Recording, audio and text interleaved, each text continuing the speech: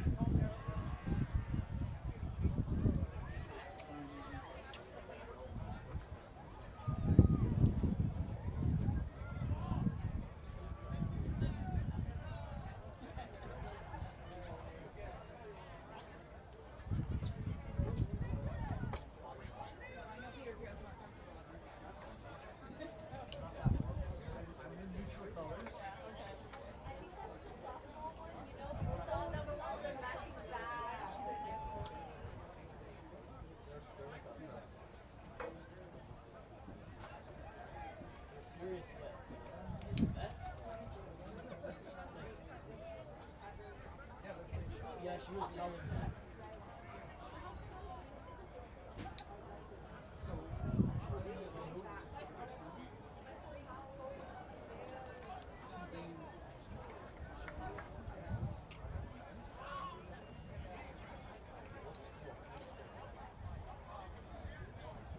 You guys play.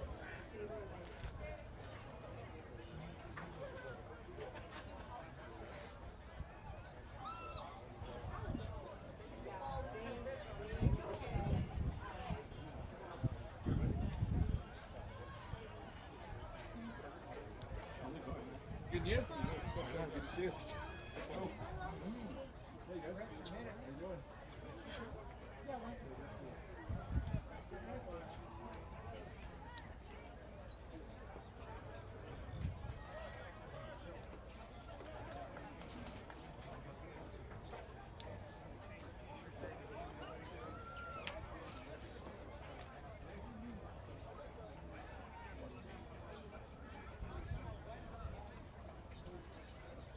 Let's go.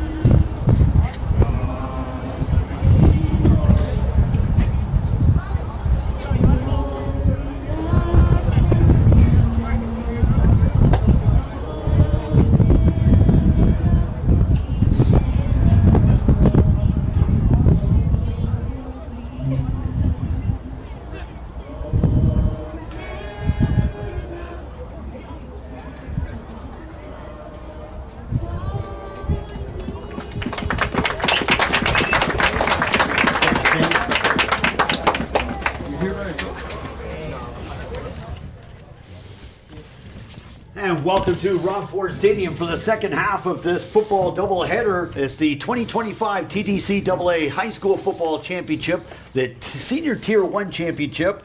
And Dan Domenico joining me in the broadcast, Dana McKeel, as we get set for all the action. Brought to you by Marchand School Sports, everything you need to be in the game. And Shamanad in the green, Michael Power in the red. And Dan, we've got two hot squads coming into this matchup.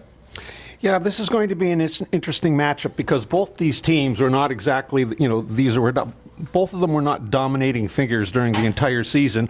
They've both been playing well at the end of this, right at the end of the season when it's the most important to play well. So this is going to be a good matchup today, and I think hopefully if it's even as close as exciting as our last game we just had, it'll be a treat. Looking at Chaminade Gryphons, they came in on a semifinal win with a 35-8 victory over St. Michael's Carey Blues. The Michael Power Trojans enter into this championship matchup with a 12-8 victory over Brébeuf Bulls. And both games, very exciting games to lead into this Senior Tier 1 championship game. And Dan, what do you expect from both squads today? Well, it's a hard game to handicap because both of them lost to Brébeuf earlier in the season. So, if you're using that as a template for deciding, how, because these two teams did not play in the regular season, and so it's hard to judge, how they're going to play against one another. The one thing you can say is they both had wins against St. Mike's during the season, especially Chaminade, with a 35-8 win against St. Michael's in the semifinal game. So based on that, you might say that, Chaminade is the slight favorite. But again, they didn't play against each other during the regular season, so there's no way to sort of judge, that coming into the game. Just looking at the opening ceremonies as well and the pop and pageantry of high school football here in Toronto. The anthem singer, Anna Kirisenko from Bishop Allen Academy. And we certainly thank David Garofalo as well, her teacher at Bishop Allen, for her to have the opportunity to perform here today. And also, I'd like to shout out to all our Toronto Football High School Football Committee here in Toronto. They've done an outstanding job, and the team has been intact for such a long time, Dan. It's a fluid operation. It's a turnkey operation. Turnkey, well, really, it's a really great job to our production crew, that is last game especially, we saw, they were bang on in their replays and some close plays, and if we can get sort of the same thing this game, it's going to be a treat for everybody watching. So they get set up with the Michael Power Trojans coming in. They've had great success, especially back in the 70s, Dan. The Michael Power Trojans ran off a number of victories for the TDCAA championship. Chaminade Gryphons have been shining over the past several years under the leadership of Pat Diodati, the head coach, and we've seen them enter a couple of OFSA championships as well.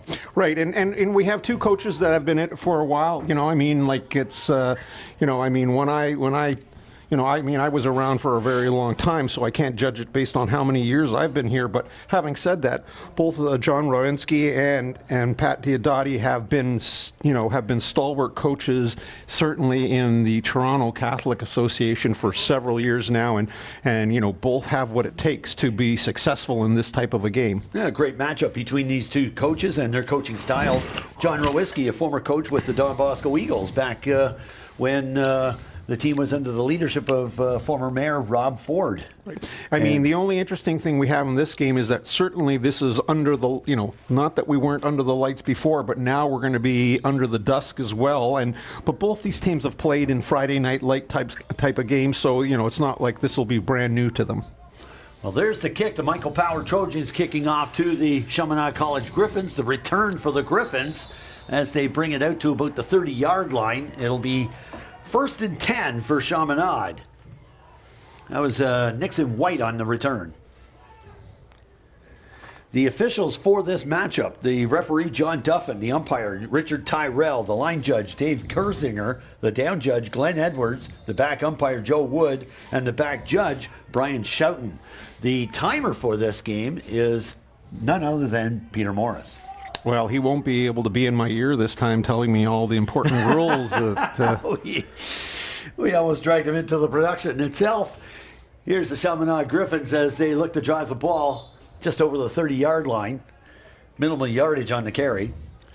Well, just right off the bat, you can see, they've given the ball to 99, who Alessio Piggin, huge. They don't have his weight down here, but I mean, clearly this is a boy that's carrying a lot of weight and is agile enough to be a running back.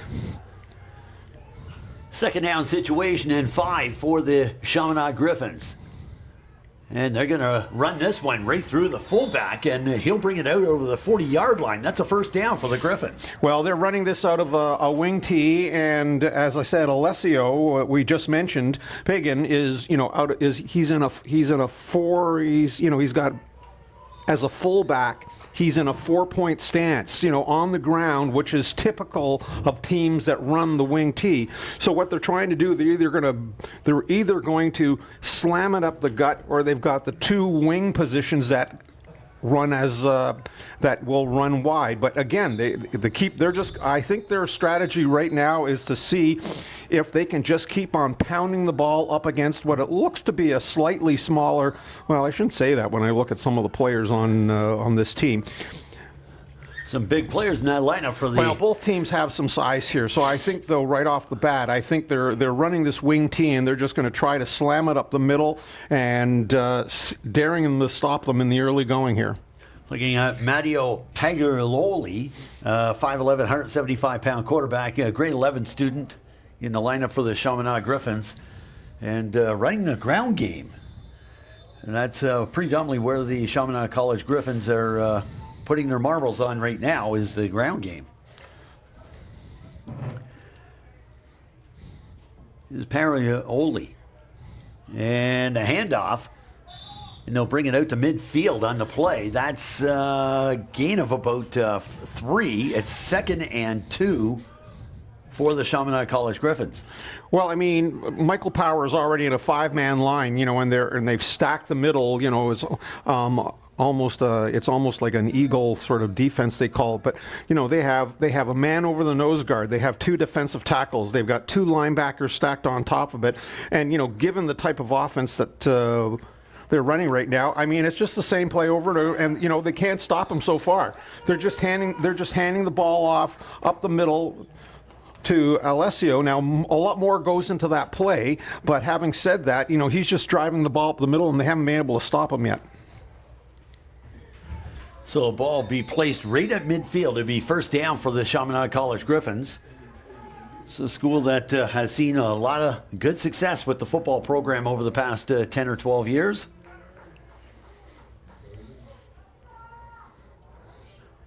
And again, they're going with the ground game and a good run as the Gryphons are breaking it open.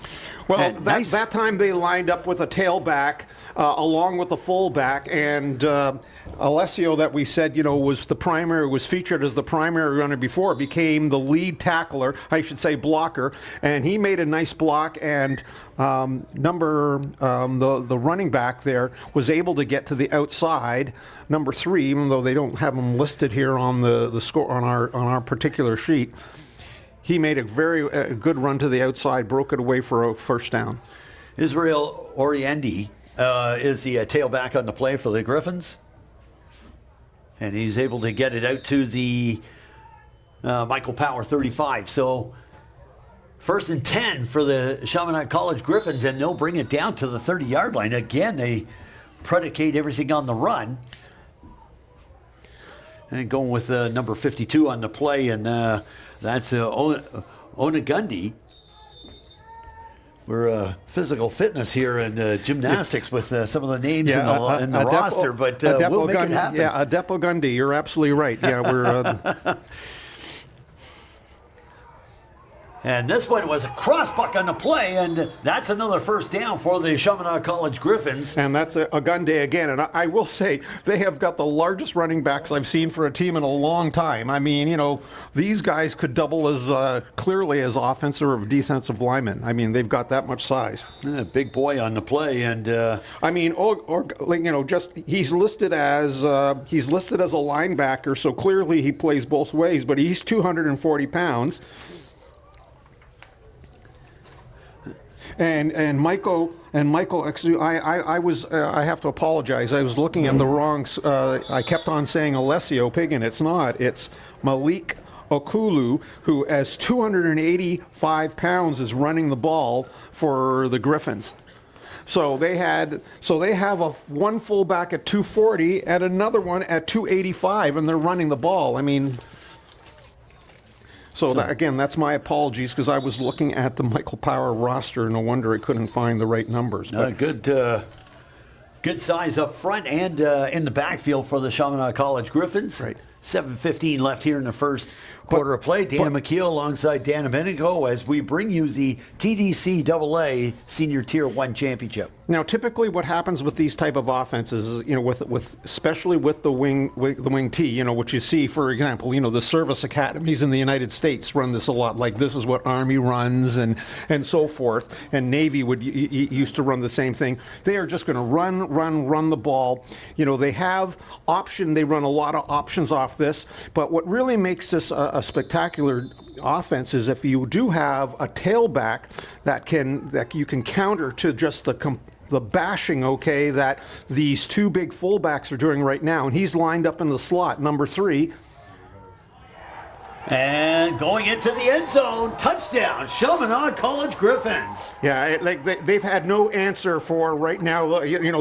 They're just dominating the line of scrimmage right now, and they just, doesn't matter if they've got wind or no wind. They're just they just march the ball down the field and scored a touchdown. Look at that again, Malik Uklu, 6'2", 285 pounds. Normally he's an offensive lineman. I mean, look there at he is as a fullback. Look at his foot speed. I mean, this. It's not as though he just bulldozed his way in there. I mean, he danced into the end zone for the last 5 yards. And the kick is good. So you see Matteo run off the field. I'm going to say his name about 15 times, Pagliarioli. And that's 7-0 as the Chaminade College Gryphons lead the Michael Power Trojans. I can't imagine there are too many schools in the province. I mean, I've even seen even in North America would have a 240-pound running back and a 285-pound running back. And that doesn't include, their wingback / tailback in Israel or Indy, who is 185 pounds and 6'2". So it's not exactly like he's their fast tailback, and he's got some size as well. It's like a freight train coming at you. Well, I mean, and remember, these guys are running backs. I mean, we're not even talking about the offensive line yet, for heaven's sakes. Unbelievable the amount of size that the Chaminade College Gryphons are featuring today here on the turf. It'll be interesting to see how much they pass or if they pass, but usually when they do, somebody's usually wide open because this whole defense is focused on, stopping the run. We'll see now if Michael Power can counter here. And there's the kick. This one's a line drive, and this will go just beyond the kick returner on the play. This is... For Michael Power Trojans on the return is Isaiah Michaud, and he'll bring it out to about the 30-yard line. So it'll be 1st and 10 for the Michael Power Trojans, and a good look at their offensive unit as they come out on the field. Yeah, this is.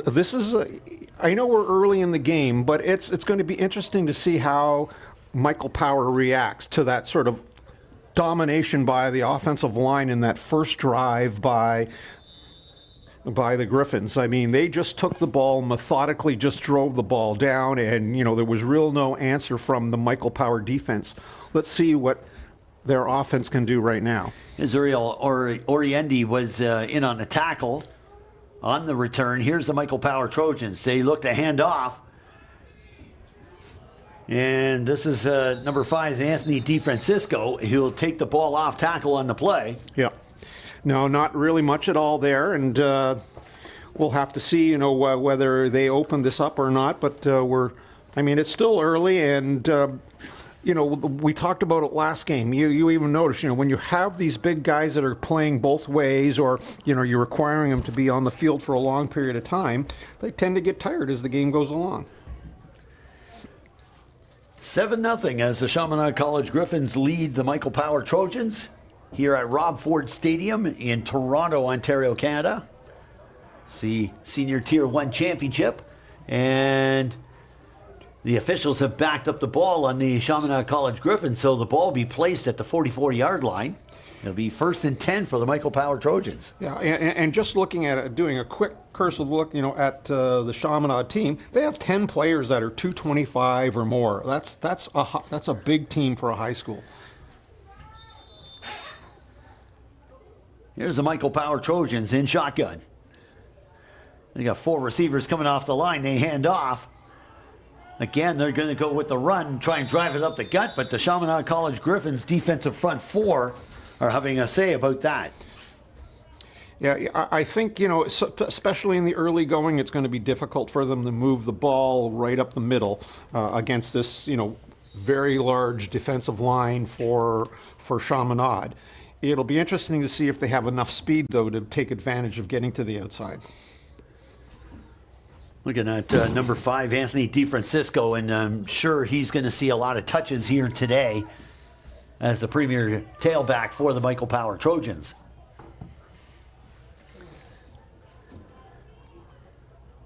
On the handoff, and they're going to drive this one up the gut. This is surely a battle of the trenches, Dan. Yeah. He's going to come up, it looks like 2 or 3 yards short. It'll be interesting to see what sort of decision the coaches make, whether they're going to go for it or whether they're just going to punt into the wind. Because as we can see from the flags that we have here, the wind still is blowing from south to north. And so from us, it's blowing right in the faces of Michael Power right now. Gabriel Villalta in on the play for the Michael Power Trojans as the ball is placed at the 51-yard line of the Trojans. So they've clearly decided to punt this ball even into the wind, which is going to be, it'll be interesting seeing what their sort of ratio of gain on the punt is going to be here. And there's the kick. That was a quick kick, and that's a high kick, and this one will bounce out of bounds into the Chaminade bench at the 40-yard line. A strong kick, considering that it was almost blocked, and he was kicking into the wind, and no doubt a battle of the trenches. Yeah, already this is shaping up to be interesting in that, I don't know whether, I haven't seen Chaminade play enough to be able to tell you whether they have much of a passing game, but given the way, because they play the wing tee, as I said, which is primarily a run offense, and, when they try to pass, it's usually a surprise, and typically, the person is wide open. But if they can just keep on grinding the way they did last time, it's going to be very difficult if they get up 2 or 3 scores. See, even a relatively looks like nothing play there just up the middle netted them almost 5.5 yards, right? And, if they just keep on doing that, it's going to be really difficult to stop this team right now. Yeah, trying to wear down the defensive unit for the Michael Power Trojans. Hey, Chris. So the Chaminade College Gryphons will take the ball at the 46-yard line. Interesting, they've lined up in a trips little formation here, in a stack formation, but they still hand it off the ball. Usually when teams do this, it's just window dressing, and then occasionally they'll just, they'll try to surprise you with a pass out of nowhere. But it appears as though their primary formation is this wing tee that we've been talking about. The only other school that I know of that runs a wing tee would be from York Region. Yeah, Huron Heights. Huron Heights.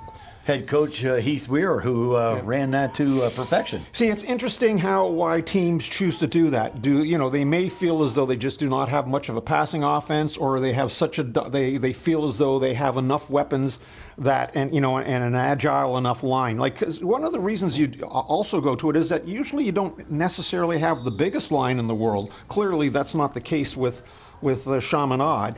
And the reason you do that is because there's so much misdirection. In a true wing tee, there's tremendous amount of misdirection, plus there's an awful lot of option type running routes where, the quarterback, will keep the ball based on, which hole is being covered by which defensive lineman. I haven't really seen the quarterback run here, which is typical of most, wing tee types of defenses. It appears as though it's just which running back you're going to give it to, and so far they've given it to the up back, which has typically been the 4-point stance fullback, almost 4 out of every 5 plays so far. 3:21 left here in the first quarter of play. Chaminade College Gryphons leading 7-0. And Dan, we've had a good day here of high school football, watching that overtime win with the Western Tech Colts defeating the Etobicoke Rams. Well, that was a fascinating game because, some people just like to see lots of offense, but as a coach, I was fascinated by sort of the chess game between the two teams. They played, both teams were fantastic on defense, and they just took advantage of their opportunities when they had it. And, it went all the way down to, a big play in overtime, and, and it turned out that Western Tech were the deserved winners, but it was a fantastic game right down to the very last. Great to see as the Chaminade Gryphons, botched on the offensive set, decide to take the ball anyway and run it up the gut. Yeah, and again, like I said, this should be a feature of this. I don't think the quarterback was supposed to take it that time, but that's typically a feature of this offense where the quarterback, is going to present the ball to the running back, and he decides whether he gives the ball to the running back who is running. It's almost called a middle option, right? Is what they call. And he either decides to give the ball or he hands off. But in this case, it looks like he was stopped short, and.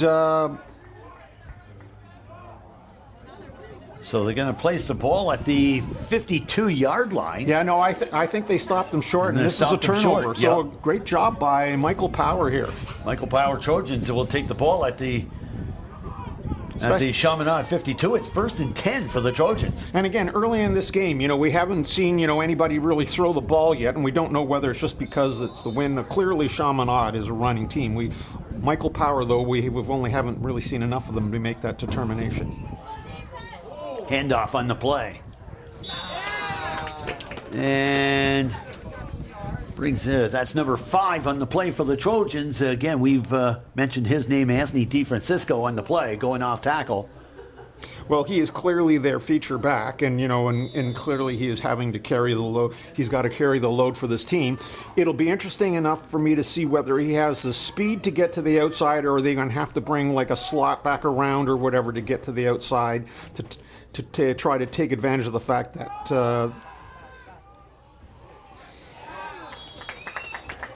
as I was saying, I'm not sure they can get, they can run the ball up the middle, so they might have to get to the outside, but I'm not sure whether they have that in their offense right now, the speed to get to the outside. And they tried to make a pass there, but the defender did a good job in covering the short little pass. Third down situation for the Michael Power Trojans. The punt team's out on the field. 2:04 and counting here in the first quarter of play. Michael Powers had a great history, not just of football, hockey, track and field. It's been very much a well-rounded school, not to mention the academics. Here's a high kick, and this one's going to bounce at the 30-yard line. Shamanad trying to play it off the no yards, and we see flags all over the place. Yeah, sometimes they blow the ball dead there, but I think because it went more than, the 10 yards there, I guess it's a live ball. But certainly they're going to be charged for no yards here. The officials are going to confer on this one.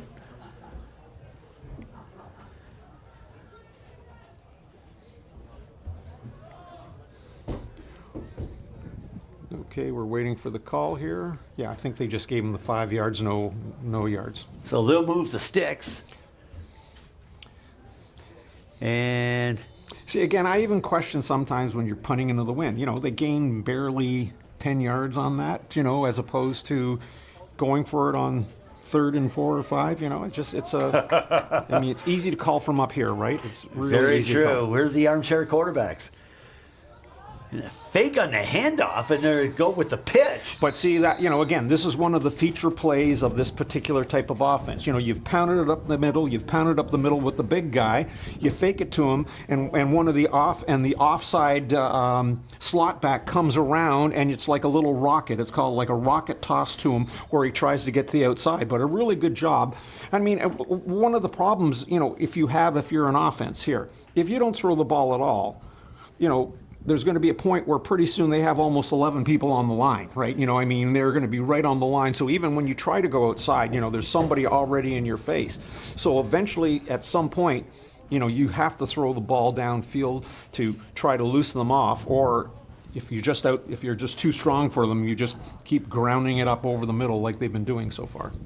Aor Indy was a player on the play for the Chaminade College Gryphons. See, this is an interesting play for me. We haven't seen Shamanad in a second down and long here. What are they going to do? Are they just going to hand off again and just try to bounce it up the middle, or are they actually going to throw the ball because they're in their little stacked formation here? And Paololi hands off again.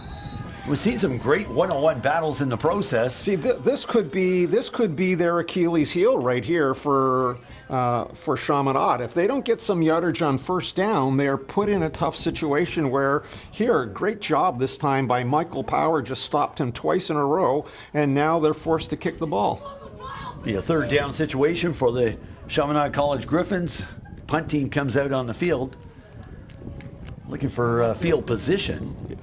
And two running backs for the Michael Power Trojans. Yeah, very impressed with Michael Power that time, how they bounced back here and, basically gave him no yardage. There's a kick that's going to warble a little bit as it bounces to the 40. Oh, my God, look at how far it's cost them, right? Again. Goes out of bounds on the play, and back for it was Isaiah Michaud, and he watched it as it bounced out of bounds. I understand that the punt returner doesn't want to take the chance of trying to catch a wobbly ball that's coming in low or is getting thrown around by the wind. But once you let that ball hit the ground, it just typically it ends up costing you a lot of yards. Plus, it allows the defenders, allows the kicking team to get down and tackle you, right? Because you're waiting for the ball to stop bouncing around before you actually pick it up. So it was a third down situation. Oh my, what was the call here? And it looks like the officials are going to back this one up. They're going to place the ball at the 40-yard line. And they're going to walk it off. Oh, and they're giving a first down to Chaminade. Appears that they're going to walk this one off to the 50-yard line. So Chaminade will take the ball at the 50. It'll be 1st and 10 for the Gryphons as the clock winds down here in the first quarter of play. Chaminade with Dana, I big think victory over the St. Michael's Dana, Kerry I think Blues. the call was a legal substitution, so that was hugely costly for them right there. I mean, it's given them another set of downs here. And scrambling with the ball was Ayarindi. Well, again, he appears, he appears to be their outside, Ararende appears to be their outside threat. But they've shut it down now the last couple of times. So they're starting to have answers to, to the things that were successful for Chaminade in the first couple of drives. Well, they're going to change sides with 3 seconds left. The Chaminade College Gryphons leading 7-0. But certainly trying to figure these two teams out, and they're trying to feel each other out as well. It's been a chess match between the coaches. Well, I think Let's just run the ground games against each other. I formation. Michael Power's got to stop shooting themselves in the foot with penalties is what they've got to do. A hand off, and they're going to try and pound this one, go outside on the play. Again, they seem to have answers for them right now. It's only because they've taken a couple of unnecessary penalties the last couple of times here that's allowed Chaminade to keep control of the ball. Well, that'll end the first quarter of play with the TDC Senior Tier 1 Championship game on the line. And this first quarter brought to you by Marchand School Sports. Everything you need to be in the game. And Dan, what do you expect here in the second quarter? Because no doubt these two teams are going to make some adjustments. Well, interesting. I mean, Chaminade came out and just manhandled them all the way down the field, and it looked like there was no answer to stopping, Malik Okulu or. Their other, or Ogunde, who was their 240 and 285 pound running backs. But in the last couple of series, it appears as though they've had to go to supposedly their speed guy, Israel Ayarindi, and they've had answers for both of them. So if they can't throw the ball, if they're not a throwing team, and all of a sudden Michael Powers figured out, how to stop this running attack, Chaminade is going to have to come up with something different here to move the ball. They can't just keep on relying on mistakes or penalties by Michael Power, which has happened so far. Well, they've moved the sticks, and they've certainly established what they're doing here on the field. The officials are conferring right now. They've got it marked off as a second down, but they're looks like they're going to measure things off, Dan. Right, but see, to me, this is interesting. What does this team do? Which clearly is not a quick strike type of offense. What does this team do on second and long? Remember, we said it before, and they didn't move the ball. They got the benefit of a penalty on third down on the punt to keep the drive alive. Let's see what they do right here. So 2nd and 7 for the Chaminade Gryphons. They're going to hand this one off. They're going to drive it right up the gut. This is Malik Uklu again. That's 285 pounds of love going through the line. Well, and that's what their formula was for the first drive, and clearly they're using the fullback dive and the wingback sweep, as sort of their either or, so you have to be ready to stop either the big pummeling up the middle with the big guy or the speed to the wing. Now they've done a pretty good job up until that point right there. The Gryphons looking to hand off and drive this one again up the gut. Uklu again with the ball carrier. As we see darkness set over the stadium, but a great opportunity to showcase all the lights that were recently installed. Well, it looks as though Uklu has to come off now because his helmet came off, so he is off for at least this play, which means they don't have him as the option to bounce up the middle, but of course they still can use, it'll be interesting to see if they go to a gun day or they try this, or they're going to just try the sweep with, because it's really come down to 2 plays so far for them. And that's essentially what it's been. 2 plays and run it up the gut or go off tackle on the play. We've seen no air game as of yet. And a fake on the handoff, and the quarterback, Paoli, trying to get around a couple of defenders, and Michael Power Trojans respond in a swarm. Okay, so now they've added one more play to this, and I think this was supposed to be it was like the triple option. So the option was either hand the ball up the middle to the fullback, which he didn't, keep it yourself, which he did, or I think he could have pitch the option out to the as I said, to the wing back that was coming around. Now, a great job that time by the defense to stop him in his tracks, but seems like they've added one more wrinkle to what they do on offense here. Jake Stadler in on the tackle along with Alvin Malubia for the Michael Power Trojans. Chaminade Gryphons set up in punt formation. Here's the kick. And this one's got some good leverage, and it goes out of bounds just at the 7-yard line. So Michael Power will be hemmed in their own zone. Something to take note of here. The punter was only set up 8 yards deep, right? Most punters are set up 12. Now, the reason why you do that is because you just got a guy that can't snap it that far. But it also means that you're taking a chance that that ball could be blocked. So, I mean, you know, if you're the special teams coach on Michael Power, you're saying to yourself, this guy's only 8 yards deep. We just got to get any sort of push in there, and we can maybe block this kick. So that's something to look at maybe a little farther as we go along in this game. He got the ball off pretty quickly, knowing that Michael Power Trojans have got a pretty quick front four. Well, Michael Power's got the win right now, and again, we haven't seen anybody. Well, we've seen Michael Power try one short little pass, but we haven't really seen anybody try to throw the ball down. Well, there we go. First time with the win, and he throws it. And left-handed quarterback and complete on the play. It's a short gain on the play. Yeah. Well, let's take a look at that one again, Dan. Almost 8 yards. I mean, heck, you know, that's a pretty good gain on first down here. Oh, man, you're right. No, maybe it's closer to 7 yards, but still a very good gain on first down. It opens up your offense here for a second down. So 2nd and 4 for the Michael Power Trojans. Faking the handoff. No, they are going to run it off tackle on the play. And the Trojans appear that they've got that first down. Oh, yeah, they've got it by 2 or 3 yards. A nice play that time. Anthony DeFrancisco on the handoff from Jonathan Madalena. Madalena has been very solid throughout the season as he walks into this game very confident with the Trojan offense. 8:24 and counting here in the half. Madalena and shotgun, high snap, and they hand off. They're going to drive this one up the gut. And again, you know, another decent gain on first down. I mean, it looks as though he's got a solid 5 or 6 yards.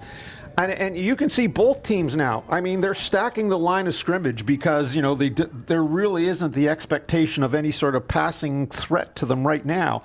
So both teams are making yardage when it appears as though both teams have close to 8 people in the box. I mean, you know, they're stacking it up right now, and it's just sort of power on power right now. That's a big box. Christian Union in on the last tackle. He's 6'1", 275. See, so, you know, they clearly have 5-man lines. But on second here and a little bit longer, they've Madalena hands off. This is DeFrancisco. Oh. He tried to hurdle a defender. You know, regardless of the hurdle, they still had it covered. I mean, they're just, you know, there was no opening there regardless. I mean, you know, again, I think just looking at that replay, and Alvin Maluba in on the play as well, but Anthony DeFrancisco is the key player on that play. Yeah, well, both teams really do not have a speed back, right? You know, they're doing you know, you can see how they could just pound some teams, right, with the strength they have of the running backs. They're big guys that are hard to bring down. But after a while, you know, the one thing you can't do is you can't use the same player over and over and over again. There comes a point where you start getting diminishing returns simply because they get so tired. Should measure their 40 for each of one of those offensive linemen. They're very, very fast. And here's the return for the Chaminade Gryphons. and get about 7 or 8 yards on the carry. We've got a Michael Power Trojans player down behind the play.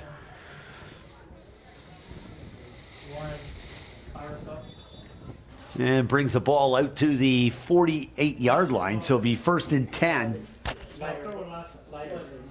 But, Dan, we got a Michael Power player down on the field right now. That's number 11, Jake Stadler. Yeah, he was the first one down, it looked like, on the coverage team. And, it looked as though, he had a shot at getting to the returner, but just missed him and consequently seemed to just shake himself up a little bit. But good to see the Pano training and medic people out on the field very quickly. Well, and he's walking off on his own steam, so he looks okay, but I think you have the mandatory check once you have somebody come out for you, right?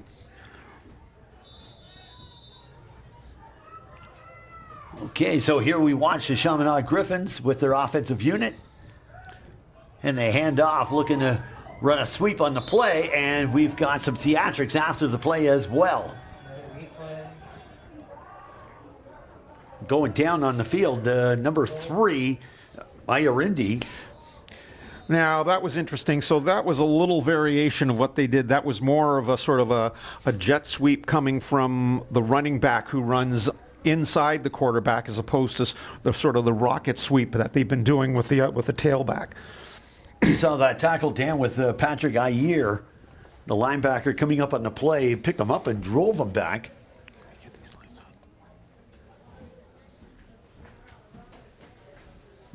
Well, we've got a player down on the field right now, Shamanad player, Luca Pialito. And he's down at the moment, being treated.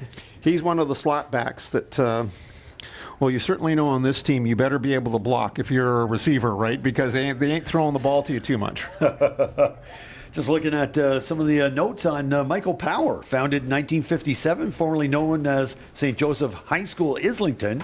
The principal is Lisa Tomaszek, and the enrollment is 2,090, with a famed alumni, including Drake Barahowski, Connor Brown, Bonnie Crombie from politics, Cynthia Dale and Jennifer Dale from acting. Look at Jason Gavazda, Glenn Goldup, who played hockey in the 1970s. Can't forget him from the 1973 Toronto Marlboros hockey team. And Mark Nora, who played football with the UBC Thunderbirds before going into the CFL. Now, so you have to be my age to know Mike Pellick, right? And Mike Pellick, the defenseman for the Toronto Maple Leafs. Evan Rodriguez, who currently plays with the Florida Panthers. And Brendan Shanahan, the former president of the Toronto Maple Leafs and former star hockey player with the Detroit Red Wings. High snap. And here's the Chaminade Gryphons. Again, they're going to run the ball very hard. That was Perioli. Well, let's hope the Shanahan curse doesn't affect this team here. So, again, looking at Paglioli, and he saw the opening, Dan, and took advantage of it before number 95 for Michael Power. That was Nick Adekundi making the tackle. Well, this looks like it's tailor-made for Malik Okulu and his 285 pounds up the middle for 1.5 yards. Let's see what happens. And I tell you, they did a good job. It's going to be close, but boy, did they ever stack it up right there. Power's playing this one quite well. They're very smart about this, and they know that they're going to match up Power against Power. Boy, is this close. So to speak. This is really close. Wow, this is really close. And the officials are thinking that it could be a first down, but well, they're going to measure it off as a third down. No, they are going to get it. So it is a first down. I didn't think that from here it didn't look like the ball was right on the line. And see the ball. And we got a great vantage point from the scoreboard. And it looked like I'm really surprised they didn't ask for or get a measurement there. 4:41 and counting here in the half. I mean, he couldn't have made that by more than an inch or two. Yeah, that was the case. Faking the handoff. They're going to go with the pass. And we got a flag on the play. Yeah, he's going to call him for screening. But this is exactly the type of thing that happens, that they run, and then out of nowhere they throw the ball. And, this time was successful. I mean, even though it wasn't a very well thrown ball, if it was thrown to the outside and higher, it could have gone all the way. But they still got the defensive back for, looked like screening. It's going to be pass interference. Look at this one. And the official's making the call. So that'll give him 15 yards anyways. Oops. That's a big gain, as we just saw the official unexpectedly take the ball in the face. It'll be a 1st and 10 for the Chaminade Gryphons. The ball will be placed on the 43-yard line, or pardon me, the 37-yard line of the Michael Power Trojans. Yeah.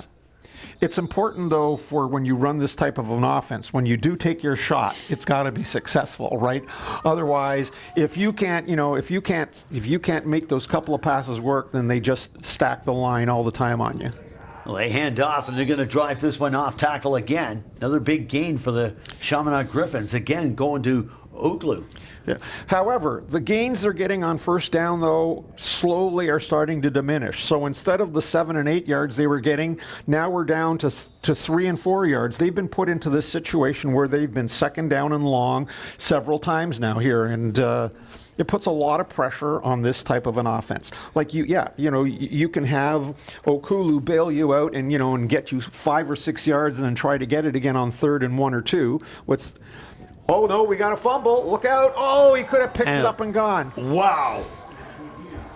Golden opportunity for the Michael Power Trojans on a fumble by the Chaminade Gryphons.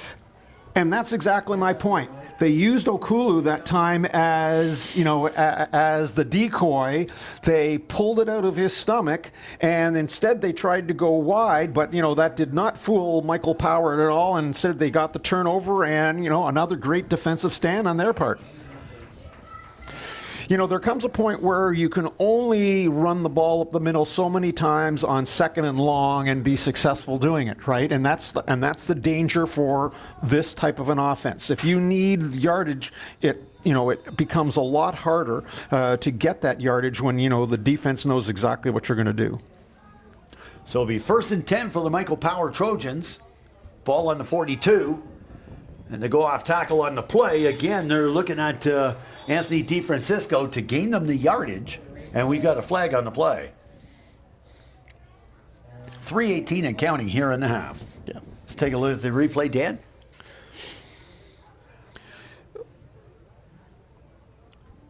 I'm trying to figure out what it was.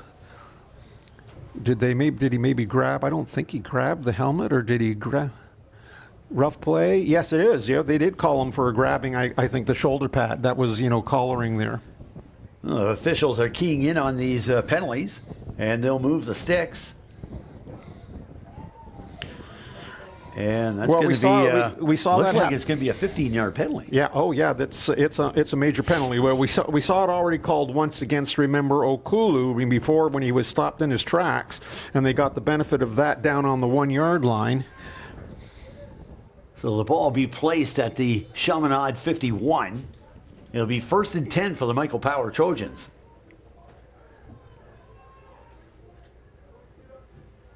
Here's the Trojans offense in action. They hand off. This is DeFrancisco as he navigates it around a couple of players, and he brings it out to the 45-yard line. That's a decent run. Yeah, that was a nifty run that time by DeFrancisco. He made a couple little cuts in there. He picked up 6 yards. Again, you get anything more than, if you get 5 or 6 yards on first down, you're in a good situation, because now you can do anything. You can run the ball, and still, even if you come up a couple of yards short, you still have the opportunity to go for it on 3rd down, a reasonable 3rd down.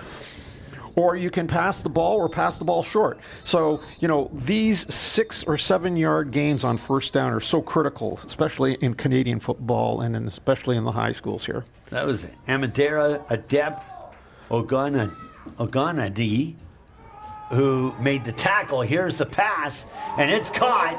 Very fluid from the quarterback to the receiver, and they bring it down to the 25-yard line. That's a good catch. Yeah, you know what? A really nice call that time. They did not have to. They did not have to throw it deep down the field. Instead, they ran a little clear out in an under pattern right here. You can just see he came under the formation there, the wide receiver. Really nice pass and a really nice catch that time by Nikita Ferenchuk. Madalena to Ferenchuk, and that's a dynamic combination for the Michael Power Trojans. Well, that's a great call, but it adds another dimension to the offense that, we haven't really seen so far. They can make those plays. They can throw the ball if they have to. You say Madalena, I say Kenny Stabler. Here's the run-off tackle, and this is DeFrancisco again, and he gets a more vital yardage. Michael Power on the move right now, Dan. Yeah. Second down situation for the Trojans. Well, if he was left-handed, I might, go with that snake, sort of. Kenny Stabler, the snake. Yes, I guess I have to add that in there. Former star quarterback with the Oakland Raiders back from the 70s. Well known on Monday Night Football. Here's Madalena.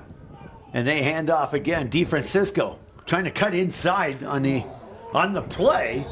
And again, I'm impressed with this drive with, the ability for DeFrancesco to make cuts, find the holes, and sort of weave his way down there. This has been a really good drive this time by Michael Power. And, you can see slowly but surely, Michael Power seems to have sort of changed the momentum of this game. Yeah, we saw the momentum early going with Chaminade College Gryphons, especially with their first 3 or 4 possessions, but it's been Power here in the second quarter. And how important, with 2 minutes left in this half to get, ideally you want a touchdown, but some score here would really go a long way. And they hand off. They're going to go wide.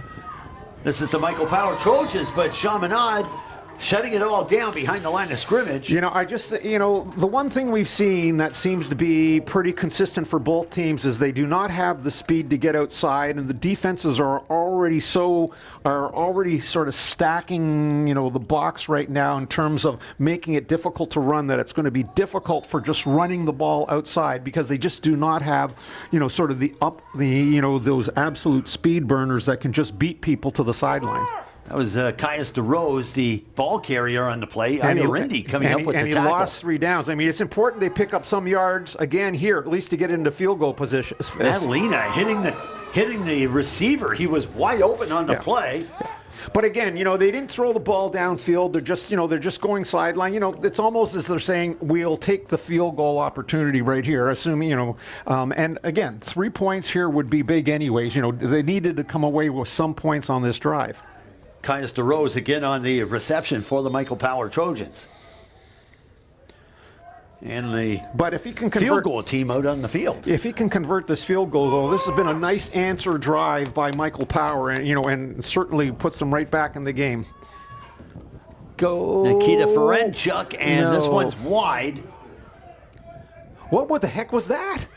And there seems to be a whole lot of juggling with the ball, and it goes out of bounds in the end zone. Why did he kick the ball there? That made it a live ball. Why would he do that? This is something that will have to be asked at halftime. Unless there's some rule change, I don't know. But look at right there. He kicked the ball. Why would you do that? And then that was a live ball. A live ball, that's right. Soccer kick. Unless... No, there was nobody lined up onside for the kick. I don't think on the field goal, was there? I don't think so.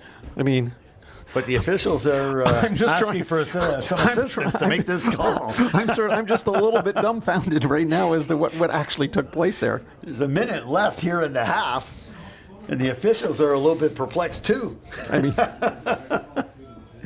Oh my gosh. The action never stops here at Rob Ford Stadium. It's been an exciting day of high school. Well, and especially with all the rule changes coming into the CFL, which probably won't, they can't change the end zones here in the high school game, but they were asked. Yeah, I don't know if we can get a replay of this? It would be really interesting to see exactly what happened. So, kick. So he misses the kick. And then he circles around and decides to kick it there. Now that makes it a live ball. So he kicked the ball, and the ball eventually goes out of bounds. But I guess nobody. But I mean, Well, if that's him kicking it, Yeah. that's his end zone, right? yeah, So that's no yards. yes, It's kicked in, so the first foul is no yards. Right. If he kicks it out of bounds, right, it's a change of possession. right. But no yards is going to get it. Yes, no yards is going to get We're if they get it right. Yes. Ladies and gentlemen, we're getting that secondary feedback here in the press box from the officials. We want to thank our rules officials. You know, much like We CBS. dragged You them know, into the broadcast. Broadcasting back to the yes, yes. Much like the major networks have, we have our own rules official on the payroll here, giving this us is outstanding. information here. Like, Oh my gosh. we'll have to see if we can get a special cam for him in the second half here. Oh my gosh, I'm telling you. Well, the officials are certainly talking it over right now with head coach Pat Diodati and the coaching staff who are on the field right now. Well, they want some answers. I don't think I'm trying to scratch. I'm scratching my head trying to come up with, a comparable in all the years we talked about. But I just don't think I've ever seen that happen before. Well, we're doing two things. Certainly, we're seeing this kick on the field, and then we're also seeing, additions to the broadcast in the press box. But like he said, it's probably no yardage. I mean, oh my gosh. Well, it looks like it's going to go against Chaminade. No, they're going to hold the ball at the 25-yard line. yeah. Very interesting how this is all played out. I mean, the bottom line is that after that really nifty drive, they didn't get any points, which is a little bit, certainly disappointing for Michael Power, because I would say this second quarter has been Michael Power's, and yet they don't really have anything to show for it. At least, though, they've showed Shamanad that they're not going to be pushed around, and you just can't grind them into the dust and allow them just to move the ball at will. As the play unfolds here. And finally, the running back was brought down, but it took several Michael Power Trojan defenders to bring him down. The only problem with this, with this offense is that it does put a lot of pressure. This is a big man, who's carrying a lot of weight, and it's tough for him to keep on carrying the ball play after play, right? And you're going to get tired a little bit, and you just wonder what effect is this going to have on him in the second half. Malik Uklu is saying, "Bring it on! I'll take the ball. Give me the you're ball, right. and I'll drive it right up the gut." He's got it again, and it's very close to a first down. He might be just a little bit short. 6'2", 285 pounds. Coming at Michael Power defenders, it's very difficult to bring them down. Yeah, I think they're giving him the first down here. It looks like he just crossed the line, and that was just enough. 28 seconds left here in the half. And the Chaminade College Gryphons looking to pound the ball.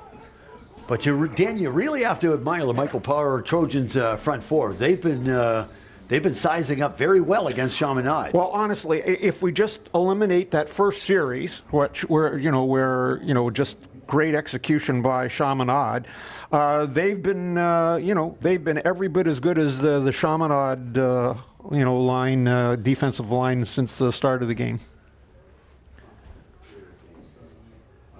A little bit of a delay there as the officials. Well, I think they're just going to let notes. They're going to let it run down to 0, and then they're just going to kneel and end the half. So they just get the snap, and that'll wrap up the first half of play with the TDCAA Senior Tier 1 Championship. Chaminade Gryphons leading the Michael Power Trojans 7-0. Dan, quick notes before we take it to the break. Well, this game, much like last game, it's a low-scoring affair where, it could be just a big play. It could be a break, a turnover, something like that could have an impact on, because both teams are playing stellar defense, much like last game. And right now, as I said, it's just going to be a battle of ball control and who can maybe score when they have the chance. Like, unfortunately for Michael Power, they had this opportunity, but it didn't happen, right? But we did see in the first game when they had to score, Western Tech did, and that was the difference in the game. So that's what I'm looking for in the second half. Who can score when they get the opportunity? We're going to take a break in the half here and come back with second half action of this TDCAA Senior Tier 1 Championship with Shamanad leading Michael Power Trojans 7-0. We'll be back right after this.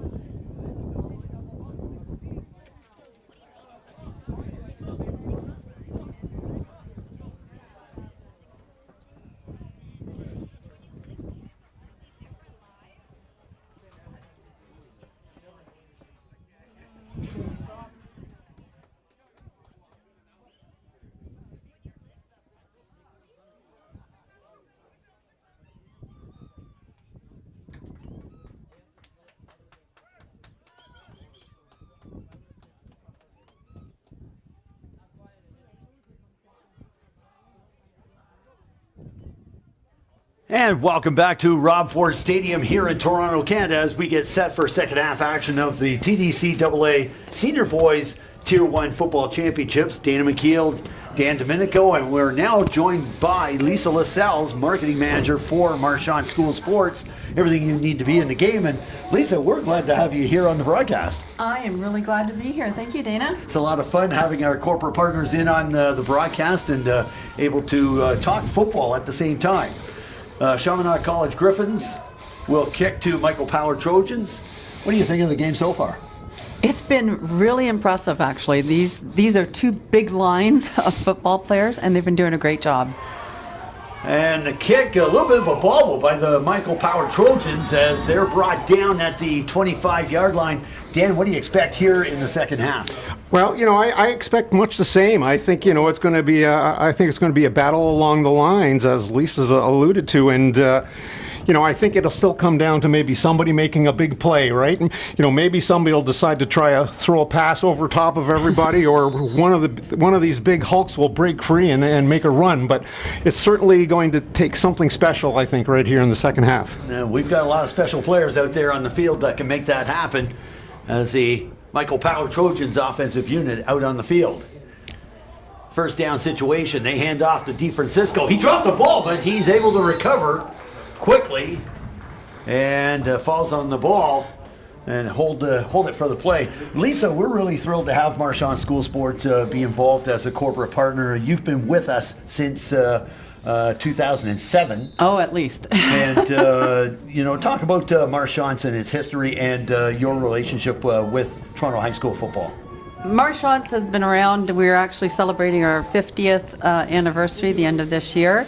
It's a family-run business, and we really are there for the kids.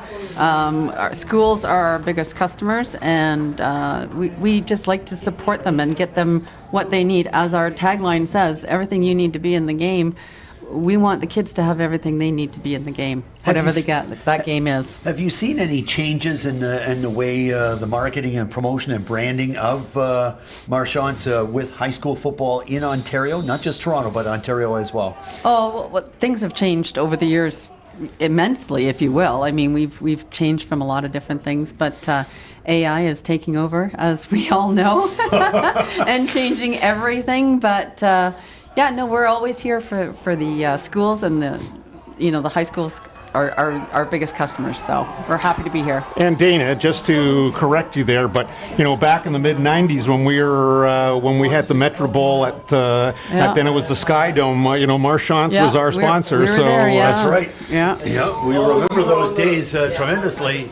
Bruce Marchand's the founder and owner of Marchand School Sports, and Daryl Marchand has taken over. His son has taken over the business, but Bruce still comes in at least once a week. He's not giving it up yet. He will not stop. No, he won't. Dan, we just saw the play at the 50-yard line. Your thoughts on that play? That was a good solo tackle. Well, it was also a fortuitous bounce off the knee of the one Shamanad player to the other, so it worked out well for them. Here's Uklu as he takes it off tackle again, and Michael Power Trojans have got to find an answer to Uklu. Well, after the first series, they did a great job. But, I mean, this is how they started the game. Uklu just basically drove the ball all the way down, and they got their touchdown. So maybe they're trying the same formula again right off the bat.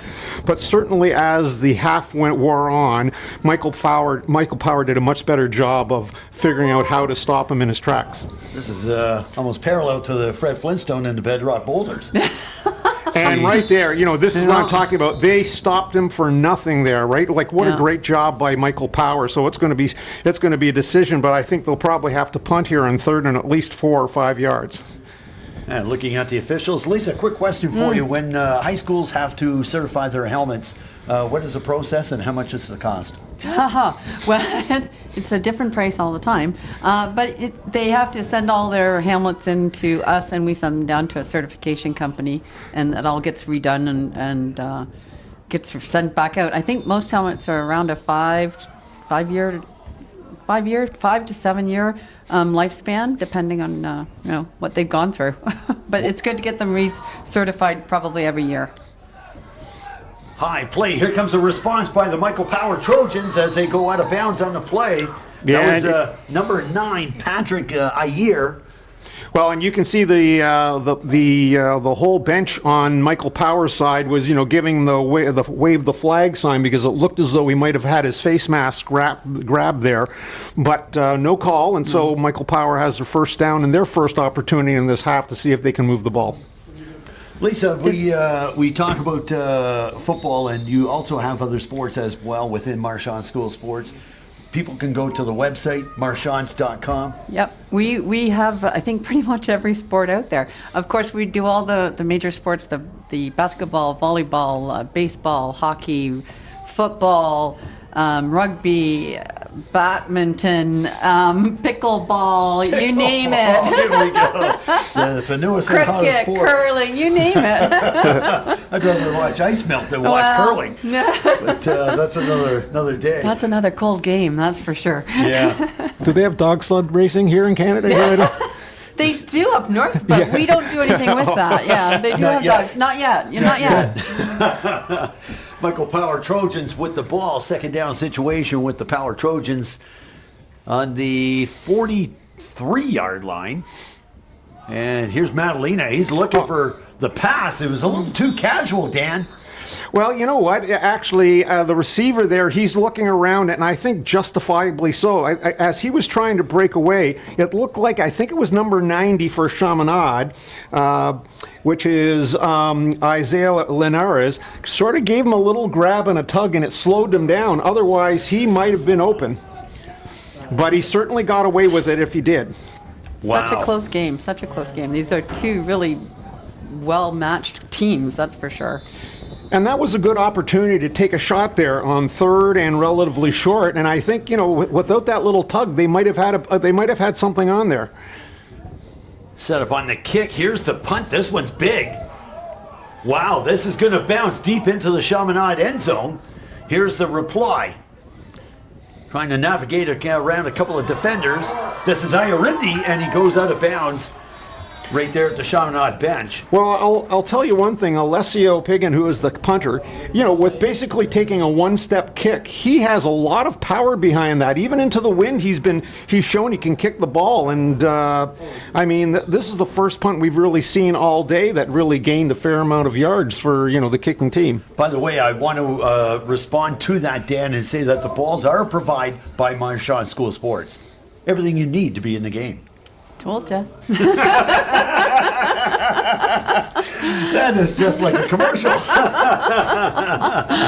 Well, if we don't have a ball, we don't have a game, right? So Exactly. That's right. Exactly. As we found out earlier when people were looking around for the balls. Yep.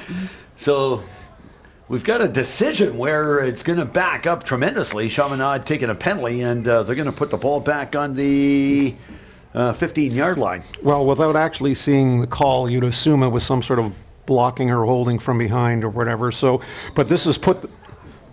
7:49 left here in the. It was a blindside block. Sorry, our special Commentator. Commentator. Yes, our special rules assistant is Don Ellis. You're becoming a most valuable player here in this. We have to call it like Ellis's Corner or something, That's perfect. So we got just looking at where they're marking it off, it'll be second down situation from the 19. And Lisa, any other words that you'd like to offer this broadcast here today and to all the high school players across the province? No, other than they are doing an amazing job, and I wish them all the best in the rest of the championships that move forward. And you guys here are doing an awesome job as well. You and your whole committee. Oh, thank Congrats you very to much. all of you. Really appreciate that, Lisa. And we'll see you on the field with presentation in the That's postgame right. awards. Yeah, we've got another quarter or so, quarter and a half to go. Quarter and a half to go. Quarter and a half. Well, major Looking thanks. forward to it. Appreciate you coming in on the broadcast with us. My Thanks pleasure. again. Thank you. Yes, thank you very much, Lisa. And Dan, we've got lots of action going on here in the field with officials becoming a little more official here. Well, with we these also calls. saw a pass attempt that could have easily been intercepted. I mean, and clearly this is not one of their strengths. So if they can't move the ball on the run like they've been doing it, it puts Chaminade into a bit of a pickle, especially. And they tried to pass into. They had the win that time, but it still wasn't a very strong pass. So Oh, and Bounced again as Chaminade College Gryphons have got the ball. They responded on the punt. It could go long distance and brought down just near the 10-yard line. What a response by the Chaminade College Gryphons. That's number 23 on the play. Well, there's a flag. Antonio Zappia. There's a flag down, but is he not the punt? I thought he was he not the punter that... And he's the one who took the ball. What a run. Well, he's the one that picked up the ball. But again, I don't want to keep on saying that I've said this now 18 times, but catch the ball in the air, for God's sakes. Then you don't have to worry about this. Isaiah Michaud was the one who brought him down. Right. Great run and brought him down near the 10-yard line. And the officials are all over the place right now with this call. And here's the call. No, clearly, like I said, that was the punter. I mean, that was just a complete miscalculation by the Michael Power returners. I mean, they could have easily caught it. They let it bounce when they didn't have to, and it gave the kicker. I think it was, wasn't it Antonio Zappia, the kicker? Number 23 in the lineup, number 1 in your heart. And he did a great thing. He caught it on the run, basically, and took it all the way down to the 10. We told you there might need to be a special play, something different that was going to happen. This could be it. Like going up by 2 scores could really be difficult now for Michael Power to come back from. These are outstanding. Standing moments, and they hand off. They're going to try and drive this one up the gut. Well, I'll tell you, they have a lot of answers right now for the running back. So that time that was Ogandi again, but they stopped Ogandi in his tracks. And I need to be corrected. I said that they hadn't played. In fact, both teams did play earlier this year, and Shamanad came up with a sort of a last-second victory. It was a very close game during the regular season. So, we're seeing the same thing as we saw early in the season. 2 very evenly matched teams that, it's in a closely contested game. Yep. So, as we see Chaminade. Oh, no, we have an illegal procedure. And we knew that one was coming up. We just knew it was coming up. That was the offensive tackle that just took off early there. Given that he was hopping out like that, I would assume that they were going to try to run some sort of, that was going to be their sweep play. Because that's the only reason he would try to be, that's the only reason why he would try to get out there as quickly as he did. That was Marlon Barker. So Marlon Barker and the entire unit's going back to talk to the coaching staff of Chaminade College. 5:36 left here in the third quarter of play. Well, you figure they've got to get something out of this, because just like last game, every score is so important, especially as time is winding down. We know we only have 5 minutes left in the third quarter. And because these teams are, the quarters seem to be going fast because they're just running the ball. They're taking time off the clock, right? They're getting longer drives. And Dan, we've seen a lot of great TDCAA teams from the past, St. Michael's College School being one of them. Paul Forbes, the head coach, rattling off 7 championships throughout the millennium, and led by some great players, including players like Chris Rossetti and Eddie Houghton.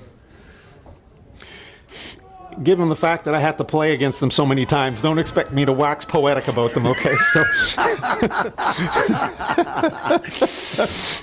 the great rivalry. There we go. Much better. Yeah, no, we had some good games, and we had some, they were a great team, and we had some great matchups. That's absolutely for sure. That's going back to their days when they had Tony Andriacci as a quarterback in the late 70s, and they progressed from that time. Well, I always enjoyed coaching against Paul Forbes. It was a lot of fun. So that a lot of press on that. A lot of press on that rivalry. And Chaminade running off tackle, and Michael Power Trojans shut it down. Well, the last couple of times Ogande has got the ball, he's been stopped in his tracks. I mean, like, Michael Power is doing a fantastic job of taking what was once, what happened in the first quarter, I should say, of the game, where they couldn't stop them, to the fact that they can barely get yardage now by even getting across the line of scrimmage. Hilson Scheide coming up with the tackle, and he was assisted on that play. That defensive front four for Michael Power, Dan, they've been doing a very good job, despite the fact they're dealing with a monstrous front line now from the difference Chaminade. is it's not a front four. They've got like a front eight there. That's the... They pack the box, and this kick is wide, and there's a scramble for the ball. I can't imagine he was going to kick it. No, he didn't. Very good. Oh! And he's brought down in the end zone, so Hey, Shamanad... That's an important point, though, because that now means that Michael Power, when they score, have to make the 2-point play, right? They have to make the 2-point play. It's not... so every point's important here, and they... so at least they got 1 point out of that. So the single is put up on the board for the Chaminade College Gryphons. It's now 8-0. But I mean, full credit to the defense, though. I mean, they could have easily, been, sort of disappointed by the special teams there and just folded, but they stood strong and limited that to to the least the minimum they were likely to get. Let's take a look at how they're going to align here. The teams are a little bit lackadaisical coming out here in the second half. Is it because they're tired, or is it because there's a lot of flags? Well, I mean, I think we're getting to the point where we need to see Michael Power start to put together some drives and pick up some yardage, if for no other reason just to get field position, so that when they get in 5 minutes, when they get the win, then they might be able to actually use it to the advantage of the way that Etobicoke was able to use the win to their advantage in the last quarter against Western Tech. Here's the Michael Power Trojans.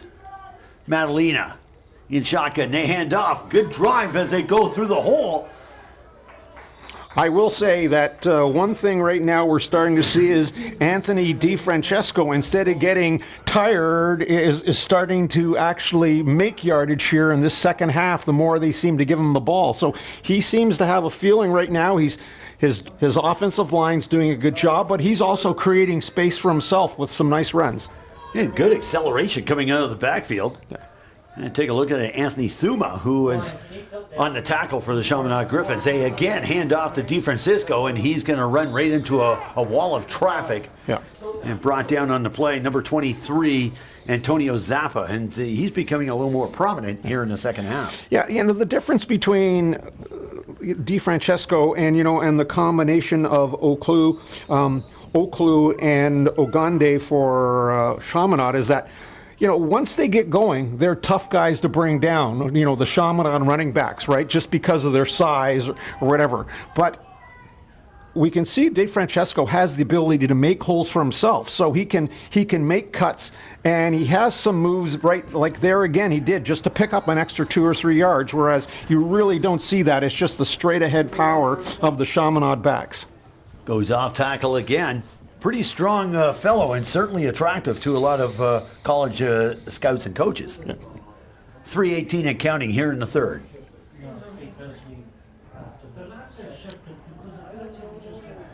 Is that the correct down? I'm not sure. Is it third down now? Yeah, it must be. Of course it is. Yeah. Third down now, and Yeah, that's right. Michael Power Trojans kick team out on the field. Now look they're putting an onside guy on, right? Just like, see, they've got an onside player here who is eligible to go get the ball. Oh, but the kicker kicked it on the absolute wrong side. If you're going to do that, you got to kick it to the side where the onside guy is, right? So they go out of bounds on the kick. Well, the problem is that it probably could have been, given, the way the wind is, like, the wind isn't necessarily straightforward. That was going to be a tough kicking into the wind, right, Yep. and across the field. He really needed, if he was going to do that, he needed to kick it to the short side and hope that he was going to be able to, to get there in time, because otherwise, kicking into the wind and across the field was going to be very difficult. It'll be 1st and 10 for the Chaminade Gryphons. But we'll see that if that play plays prominently in their next couple of kicks. I mean, that could be one of their better offensive plays. I mean, it worked for Chaminade. The kicking game has become much more valuable as we've progressed in this game. Well, anytime you get a close game, defensive battle like this, it's always special teams that seem to make the difference, right? That or turnovers, and we haven't really seen turnover. I mean, amazingly, in the 2 games, we haven't seen that many turnovers as you might expect. But been sure-handed, both teams, and the quarterbacks haven't really thrown it up into danger too often. Shamanad went off tackle on the play. It'll be a second down situation. 2nd and 8 for the Gryphons. Dan, great to see that you're holding up. You've got fortitude as well. Lots of fiber. It's all about the game, Dana. It's all about the game. So. And look out, he's going to break free. A couple of defenders. He's still getting around and throwing down to the turf by number 9. That's Patrick Ayer on the play. But that's a first down for the Chaminade Gryphons. Matteo Pagliaroli, I guess how do you say it? Pagliaroli. Hopefully I didn't mess that up too badly. He's had his moment. This is clearly his biggest moment in the game where, he was able to scrap out a first down and keep this drive going with the wind for, and again, even if they don't get a first down, if they can hold on they can hold on to the ball and move it down. Every yard they gain here, plus if they have to punt the ball, is a big difference in terms of making the other team go farther for a touchdown. Yeah, I can't do anything with that one. I have to use it. They hand off, but this one's going to be shut down short. Michael Power Trojans respond ferociously. Yeah. That time they put their fastest back, Israel Erindi, in the backfield. They put him as a tailback. But again, they just have so many people close to the line of scrimmage right now. It's tough to get past the line of scrimmage, as they've shown right now. They had a broken play when Matteo the quarterback was able to pick up the first down, but they haven't really been able to move the ball that successfully against this team. Look, they've got 5 men on the line, 3 other men close. So they literally have almost 8 people on the line of scrimmage. They're almost going a zero coverage, and they're going man on the 3 receivers that they have out there. So and it's even just 2 receivers when they just have the 2 wide receivers and they bring all the backs in the backfield. Well, they sure packed the box with upwards of 8 players in the box. In that last play, we saw Adrian Papa in on the play, and he wrapped up the running player, running back on the play, but we're seeing an awful lot of traffic in the box. Well, it doesn't matter how good your running backs are or whatever. When you have that many people in the box, somebody's going to be unblocked, and if they're in the right spot, they make the tackle. There's the kick. It bounces at the 37. It goes out of bounds into the Michael Power bench. And that was the last play of the quarter. So, we're going to switch ends, and now we're going to see Michael Power have the win for the rest of the game. Now, they have shown the ability to pass a little bit, so it could make a difference here. This will be the moments of truth coming up in the next quarter. Next 12 minutes will tell us the whole story. Well, interesting. This game is almost a carbon copy of the first game we watched, right?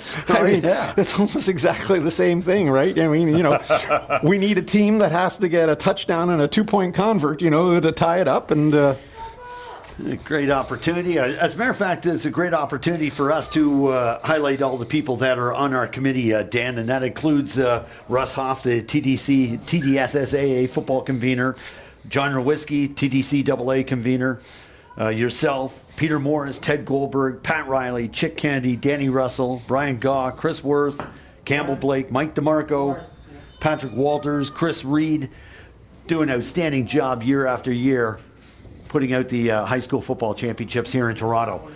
Handoff, the Michael Power Trojans are going to bring it out to the 40-yard line. See, this is the difference so far. In this second half, DeFrancesco is getting good yardage on first down. The problem is in high school football for anybody. I'm not talking about these teams, but it is really, really tough to move the ball down the field at 5 or 6 yards at a time because there's just too much opportunity for mistakes, like a penalty that puts you back, and if you can't pick up big yardage, then you're just still doomed to punt the ball. But he keeps on picking up. Look at this again. Like, he's getting stronger. Look at him. He's just bulldozing through people. DeFrancesco brings it out to the 50-yard line. Dan, you're saying it so well that he is just taking the team on his shoulders. He's getting stronger as the game goes on, and I dare say, maybe, the defense on Shamanad is starting to wilt a little bit. But like I said, it's tough to go down the field in Canadian football at 5 yards a pop. You know, unlike American football where you got, you know, you can get 3 or even 4 downs when you can go 3 yards in a cloud of dust. You can't do that in Canadian football. And so somewhere along the line, you've got to be able to make a big play. Handoff again. And just going to muscle up against the Chaminade College defense. And he's not afraid to do it. Yeah, and not to belabor a point, but you saw Shamanad do that on the very first series. They basically just went tic-tac-toe all the way down the field. But they haven't been able to do it again, Nope. you know, the whole time. There's always been something, you know, all it takes is, you know, a big stop on first down, and now you're not in a good position on second and long, or you get a penalty, which almost makes it impossible for now you to get the yardage. Yeah, looking at some of the coaching staff from Michael Power and John Nowinski, Daniel Vina, Michael Gomez, Robbie Uwinick, and Daniel Kim. And they're doing a pretty good job out there in the sidelines. Nice. Okay. And that pass is caught for the Michael Power Trojans, and he's taken out at the 50-yard line. That was number 82, the receiver. No, that's not. I don't think that's a good spot. Let me see. Hopefully we can. Let's see where this is marked now here. You can see he turns and he's definitely at the line. He's definitely. Oh, did they give him the line? My mistake. Great job, officials. What am I talking about? He took him out. You know, initially he looked like he was marking it on the 49, I should say on the 51-yard line there, but I was wrong. A great call. I take it all back. That's a rare moment, Dan. Very rare moment. Yes, I do. Madalena. That's true. In shotgun.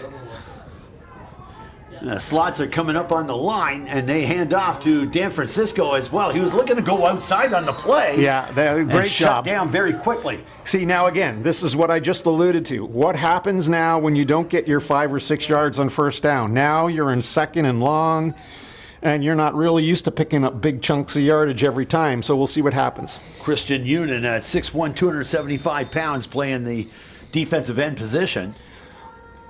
But at least Michael Power has shown the ability to make some passing yardage here, so I wouldn't be surprised if they try to run like the number 2 receiver on a little out, like number 40 on this side. Clear 82 and send the number 2 receiver on a little 10-yard out. We'll see what happens. 8:24 and counting here in the fourth. Some dramatic moments here in this football game, as we saw in the first game as well. These teams are really going at it. I tell you, they're battles, right now. I mean, the kids are, leaving everything out there on the field. They're, playing hard each and every down. And, that's the only way, though, you can play these games, right?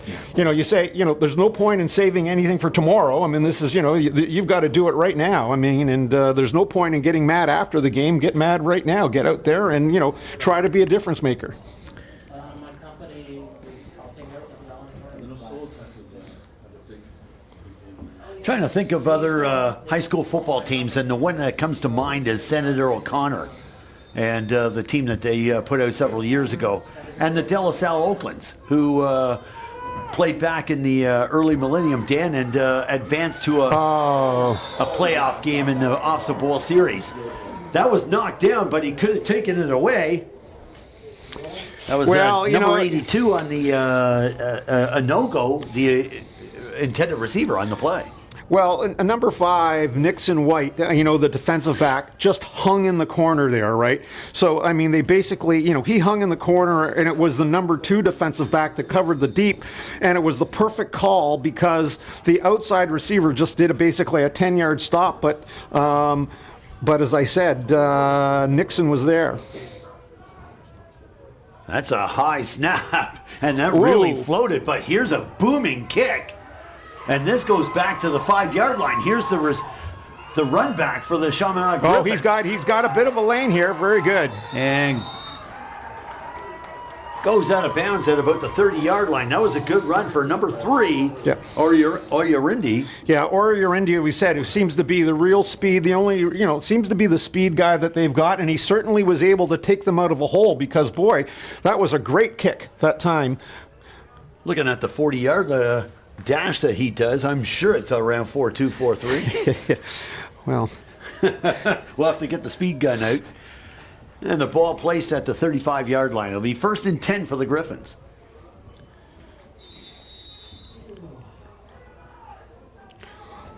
Well, we're starting to get into that time now where, Michael Power is going to have to start making some stops and getting the ball back quickly because time is running out quickly. It's of the essence. And the snap. Here's the run. And shutting it down behind the run, that was Perioli who took the ball but couldn't go anywhere. Well, He was shut down. The trouble with that play, though, is that, theoretically you have the option of the running back. Number 3 there, we just talked about Ariandi, should be an option that you can pick. But when the quarterback just races out in front, he's not even there as a blocker. So, it just exposed the quarterback and they dropped him for a loss. That wasn't really a very well executed play because if it was just a straight run, then, the running back should have been out making a block on his behalf. Isaiah Michaud on the tackle for the Michael Power Trojans. And here come the Chaminade Gryphons again. Well, again, O'Clue up the middle on 2nd and long ain't just going to get it done right now, right? But again, they're ball controlling. Their defense is doing a job. I guess they're just saying we're not going to do anything stupid. I guess to their point, we don't throw the ball a lot, so we don't want to take a chance and put the ball up in the air and have it intercepted. They're relying on their defense to do the job for them now. So they're going to punt the ball and see if they can keep Michael Power from getting to the end zone. Now Michael Power's got one running back. And the punt team out on the field for Chaminade Gryphons. This kick is high. A lot of hang time. It's going to bounce. Go get it. Almost taken away by a Gryphons defender. Well, no, again, it's 23, the kicker, right? The kicker. This guy is all over the field. Well, he's smart enough to know if he doesn't kick it very far to go get it, right? And he's done that. Antonio Zappa, he's a very smart player out there on the field. He knows how to play the game. And again, I say if you just go and catch the ball in the air, you'd solve a lot of those problems, but. That takes a little bit of fortitude as well to catch the ball when there's a bunch of guys, when it's high in the air and there's a bunch of guys coming down on top of you. You imagine winning the ball game just on your punter and responding to kicks like that? Okay, but here's my issue.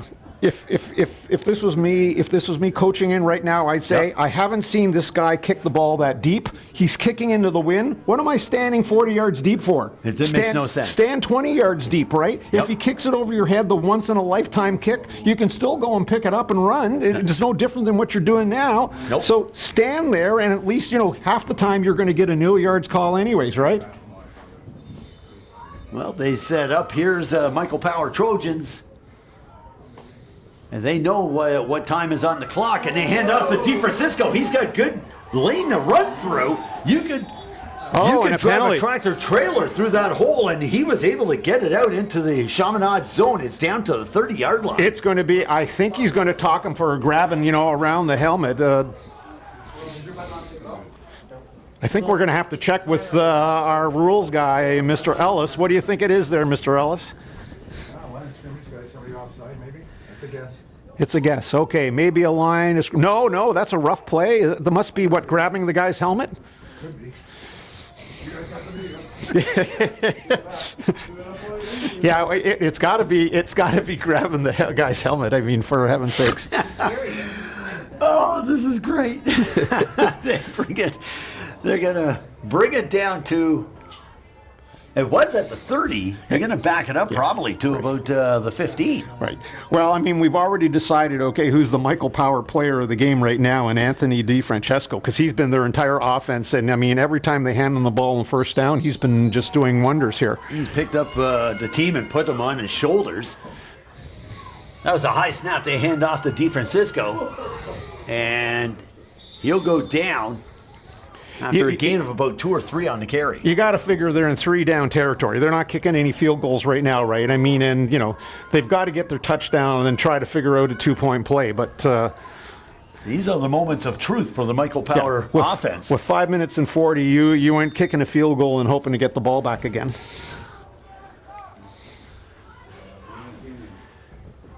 Madalena certainly leading in game management. Hand off again at DeFrancisco. He sees the opening. And he looks to go into the end zone. That's a touchdown. Michael Power Trojans. Wow. Great run by Anthony DeFrancisco. Anthony DiFrancesco has just taken this entire Michael Power team and thrown him on his back. I mean, like... And look at the hole that he was able to go through. Dan, you're looking at some big holes. Hey, yeah, no, we've been praising DiFrancesco, but I mean, let's face it, the offensive line has done a great job. I mean, they have taken over the second half and they've been moving the ball. Dejon Scott Dennis, and he runs about 6'6", 300 plus. What are the odds? He opened up that hole like no tomorrow. What are the odds that DiFrancesco's getting the ball here?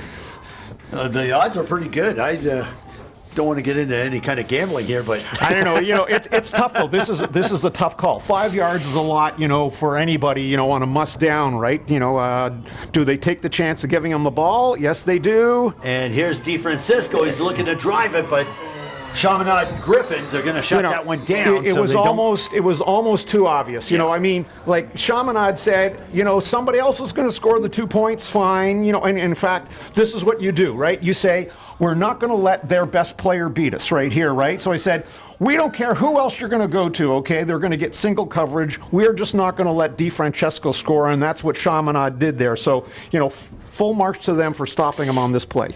Wow. We've got a ball game, Dan. Yeah. 8-6, 5:18 left here in this senior tier 1 championship. These are the type of calls, though, make it very difficult for a coach, and you can't say he's wrong either way. Like you can say, how can I not give the ball to the guy that's got us all the way down the field? Yet at the same time, you say, well, that's the most obvious call in the world. We're going to hand it off to him. Maybe I needed to come up with something different, right? And these are the things that haunt you going on, and you're not wrong no matter what you chose, right? No. I mean, it's just the way it works out there. I mean, but, full credit to Shamanad that said, hey, somebody else is going to score maybe, but it ain't going to be DiFrancesco there. And he has been an engine for the Michael Power offense. But 5:18, there's still time to get the ball back again, so we'll... so we've got a ball game, as they say. And we've got fans in the crowd that are pretty hopped up about it, many of them from Michael Power. Michael Power is just up the street from the... Well, the good news is that it doesn't look like there's going to be an overtime. I don't think we're giving up a safety anytime soon. No, here, not exactly. Not like we saw in the last game. Yeah. The Michael Power Trojans. Of course, I've had to eat my words many times before, so we'll see what happens. The Trojans on the kickoff. Yeah. Nice kick. And this one's going to be powered kick. And the response from the Chaminade College Gryphons as they get it out to the 35 and looking to push it to the 40 before being brought down. On the tackle, number 8, Alex Nowak for the Trojans. So a decent run on the run back for the Chaminade Gryphons. That was Nixon White, it looked like, on the run back. Really well done. Given decent field position here for Chaminade. At least they're not starting deeper in their own end. Now, so first and 10 for the Gryphons, Dan. So now this is the real test for their offense. Can they move the ball when they have to on the ground, right? Because they ain't putting the ball up in the air. Can't imagine. Into the wind, it'd probably be, probably would not turn out well. I think it's going to end up badly if they do that. But can they run when everybody knows they're going to run and they've already got 8 guys in the box? Well, it looks like the teams are going to confer with their coaches with 4:56 left here in this championship game. A little added note, Glenn Edwards, one of the football officials out on the field, played in a championship game one time with the East York Goliaths, as he was the head coach of the team at the time. And they played the Richview Saints, and the game was won on a rouge at Esther Shiner Stadium. So great to see Glenn out on the field, as well as the entire team of officials out there.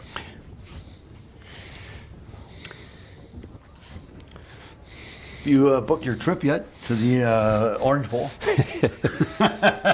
With the weather that we're seeing here right now, the Orange Bowl will be played late December, early January 1st.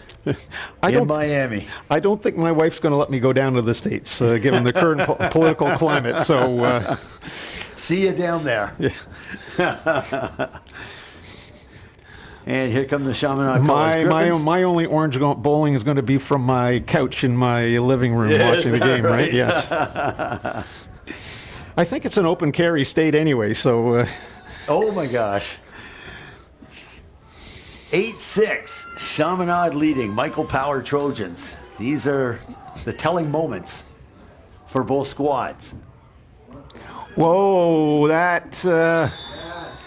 And Chaminade and number 3 on the play, Irindi.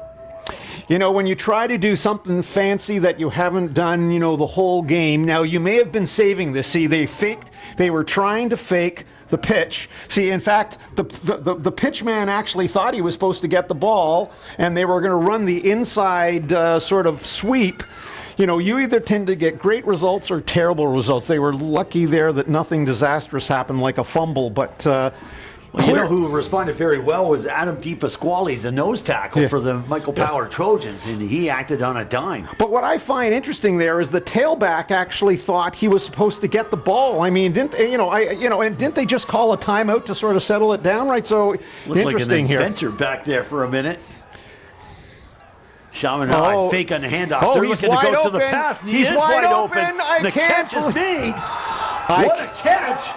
The Chaminade Gryphons, big number 7, Michael Andrade, comes up with the reception. Like I said, if you're going to, this is the type of offense, that, you're only going to throw the ball every now and then. But I can't believe the Michael Power defender let him get behind him when it was 2nd and 10. I just, it's hard to believe. But, you haven't seen a pass all day. It's so difficult to be that disciplined. But, hey, full credit to Chaminade, and for the quarterback to complete the pass when he had to.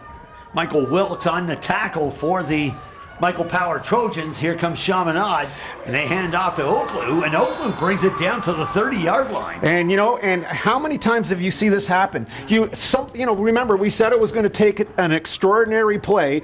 Well, maybe the extraordinary play for them is that pass they just completed against all odds, and then all of a sudden that gives everybody a boost. So all of a sudden now, Michael Oaklew just got ripped off 8 yards on first down. It looks like they're going to get another first down, which is going to take time off the clock. They're going to get at least down to about 2 minutes or so. I mean, maybe even less, and before they even get a chance.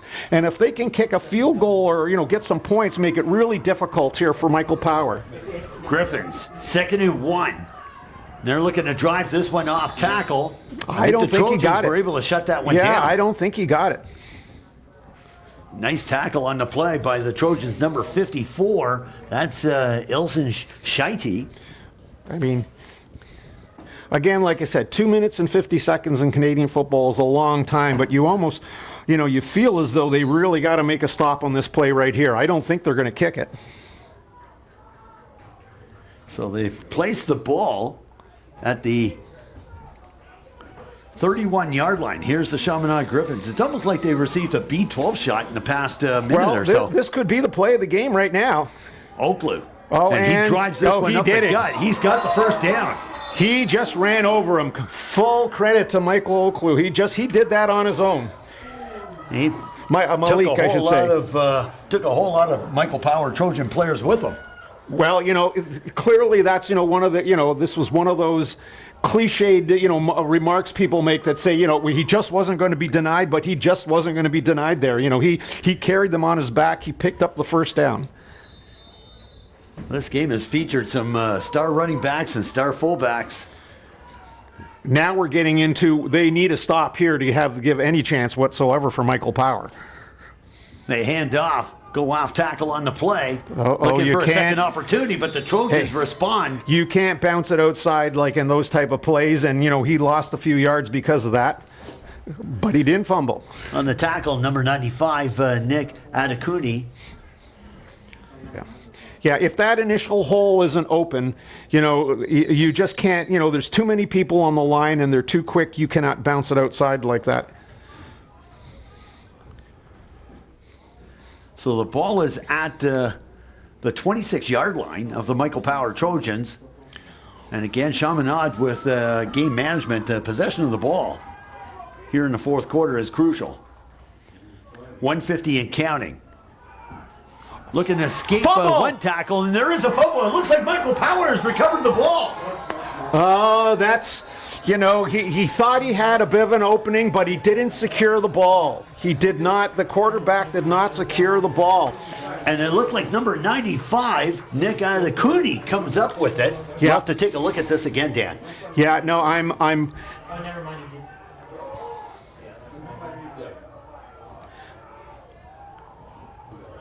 No, it wasn't Adekuni. It was a player that we cannot identify.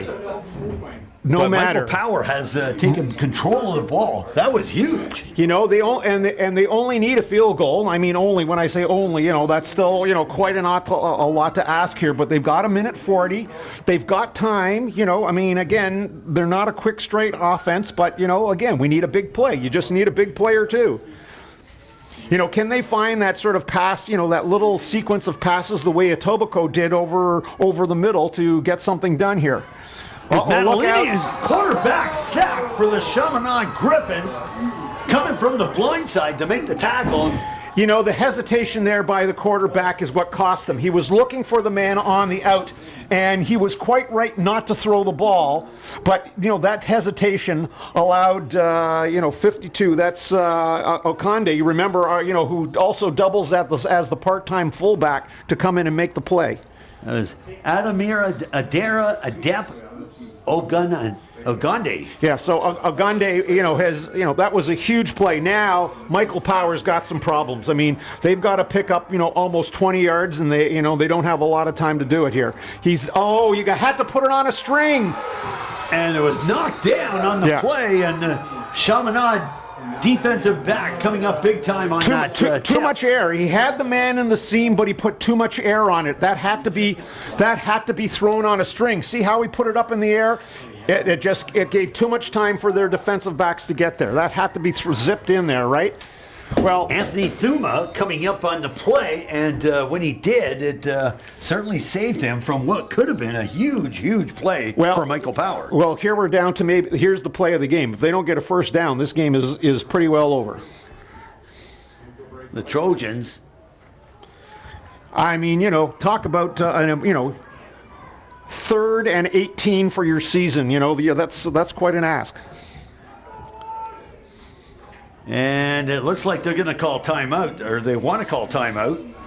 It's not official yet. Third and 18, without trying to belabor a point here, is almost the same as, 1 out in the 9th inning and your number 9 hitter coming up. These baseball analogies. It's all right. It's still a deep cut. I'm still trying to recover. It is, and we'll certainly feel it for a while. 112 and counting here in this TDCAA Senior Tier 1 Championship. We saw the action yesterday, Dan, with the Tier 2 Championship. Yeah. Villanova College winning the Tier 2 for the TDCAA. And here we are today with the Tier 1 and Shamanad and Michael Power Trojans putting it out all on the line. Yeah. Regardless of what happens, all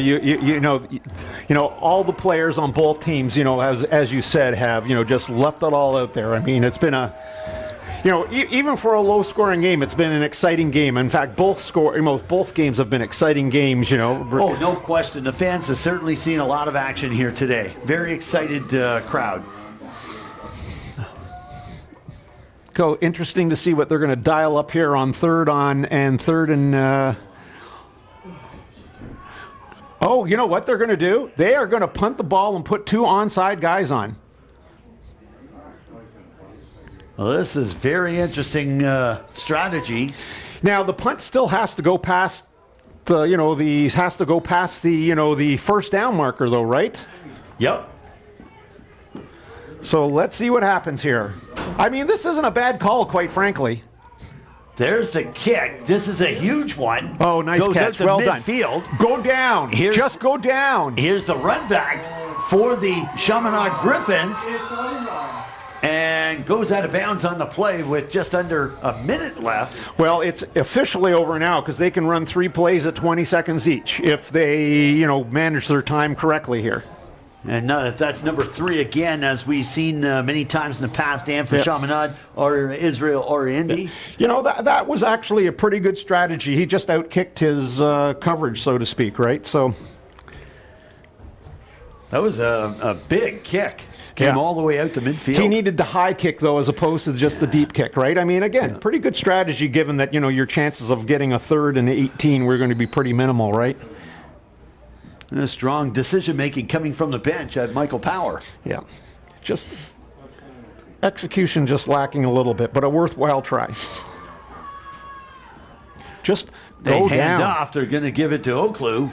Not quite sure why they just won't take 3. And well, he goes I mean, down. I guess, you know what, you're right. I mean, you could still have, they could still, if they just were to knee it out now, they would still maybe have they could run 40 seconds. They'd have 14, 15 seconds left if they.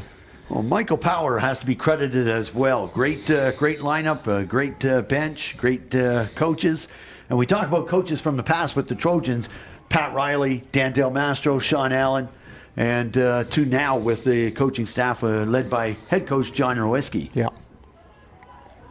But Chaminad's got the lead, and here's Oklu with the ball, and he's been an absolute engine for that lineup. And again, yardage doesn't matter. It's just holding on to the ball. Like I said, I'm a little surprised they just won't run off the 20 seconds and take the knee, right? But we'll certainly carry on the broadcast through to the awards presentations, and then we'll certainly sign off here. But wow, it's been quite a football game between these two squads. These are going to be two teams that are going to look for showers afterwards.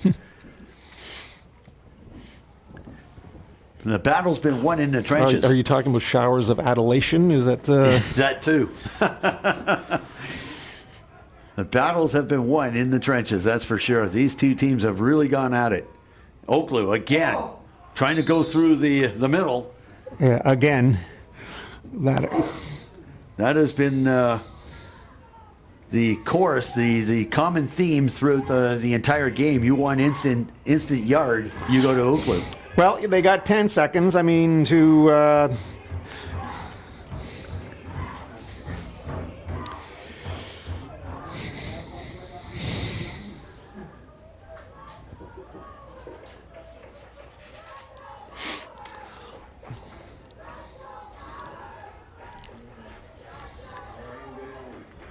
10.2 seconds left on the clock. 8-6 Chaminade College Gryphons leading the Michael Power Trojans in this TDCAA Senior Tier 1 Championship. Go, Sean! Look alive! Well, now we're in the official miracle category right here. So, but it ain't over till it's over. We'll see what happens. The old cliche. I haven't seen any Gatorade showers as of yet on either bench.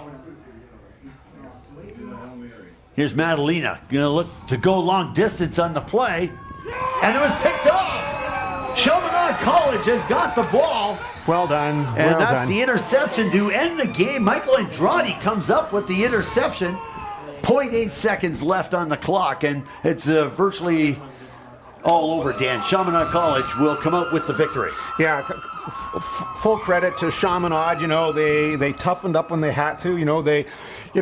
Really, the second half belonged to Michael Power, but they just couldn't couldn't sustain enough offense. They couldn't, they didn't make, again, we talked about that 2-point play. How can you not give the ball to DiFrancesco, the person that got you all the way down the field? On the other hand, when everybody on the field knows he's going to get the ball, maybe you have to try to do something else there. But, you can't criticize either way. It's just that they weren't able to do enough for the rest of the time, and the rest of the, both defenses clearly were the stars again, right? Just like the first game, it was the defenses that were the stars, and, it was just a great battle going all the way along, but, somebody's got to win the game, and in this case, if you think about it, it's really the touchdown on the opening drive that really did it for Chaminade. Chaminade, yep. They got off to that quick start and ran the offense. And that'll be the need to end the championship with the TDCAA champions, Chaminade College Gryphons, taking it with an 8-6 victory over the Michael Power Trojans. And Dan, You have to credit the Chaminade College Gryphons and head coach Pat Diodati for putting together a great game plan to attack Michael Power Trojans. Well, and again, like I said, they did just enough. They did just a little bit more than Michael Power, but in games like this is what it's all about. Just doing a little bit more than the other team, and they did it successfully. And looking at how they've done things, how they've ramped up with all this, all the hype coming into this win. Shamanad certainly deserving the accolades. Well, honestly, the crazy thing about both these games is it seems like a coin flip could have determined which team was going to win both these games. I mean, they were so close. They were almost carbon copies of each other, these two games, right? One touchdown, each team scored a touchdown. That's all they could muster in the entire game. Defenses were outstanding. We saw some outstanding individual efforts. Like I said, DiFrancesco clearly is the player of the game for Michael Power. He carried the team in the second half, essentially, got their touchdown. But individual plays, big plays by the Chaminade at the right time sealed the win for them. Looking at head coach Pat Diodati, Chaminade College Gryphons won the Metro Bowl back in 2019, and he is a former Ron Murphy Coach of the Year award winner. Certainly a credit and accolades to Pat and the entire coaching staff for having the guys prepared to play in this championship game here today. Yeah, no, like I said, highly entertaining, the two games we've had today, and, both games went literally down to the last play. Right down to the last play. What would you think was the highlight moment? Or did you want to define several highlight moments? Certainly that opening touchdown, the way Chaminade set things up. When Chaminade took the ball in that first quarter, of the game today, it looked like nobody was going to stop, Ogande and Oklu, right? And then as soon as they scored that touchdown, Michael Power found a way, right? It's just that Michael Power couldn't sustain enough offense as well, right? And clearly, for me, one of the really big plays was that second down and long pass. The only pass they completed all day that got them the first down, that got them that extra point, that got them that point to go ahead. Instead of it being 7-6, it made it 8-6, which forced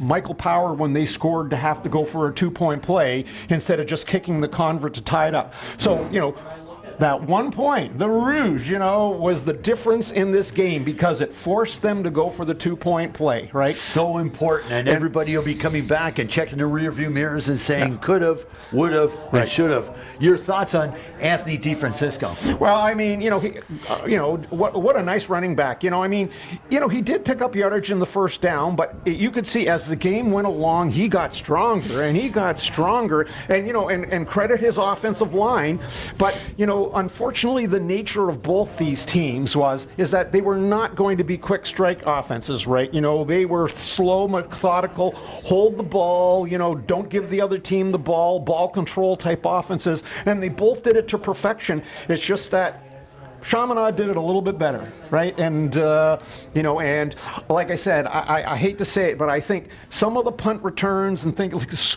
clearly that punt, that, the punter recovered for Chaminade was a big play as well, too, right? That was huge. Big time. And, even if it didn't get a touchdown for them, it gave them the field position that they would use for the rest of the game pretty well. So, I think, and again, it's hard for me to criticize this because, I have players that did the same thing.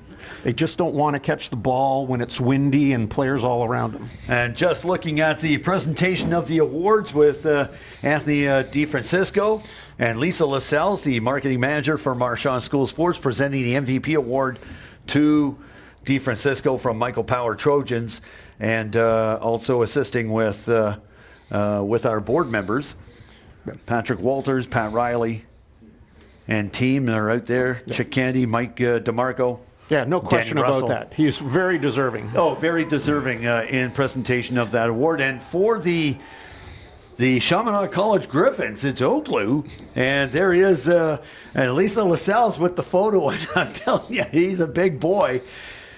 Standing beside Lisa. And this is the presentation of the championship trophy to the captains of the Chaminade College Gryphons.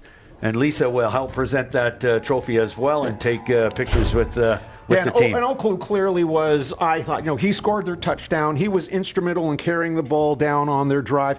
And even down here at the end when they needed, to sustain drives and get a few more first downs to take time off the clock, he was the person they went to. So, well deserved for being the MVP for Shamanad.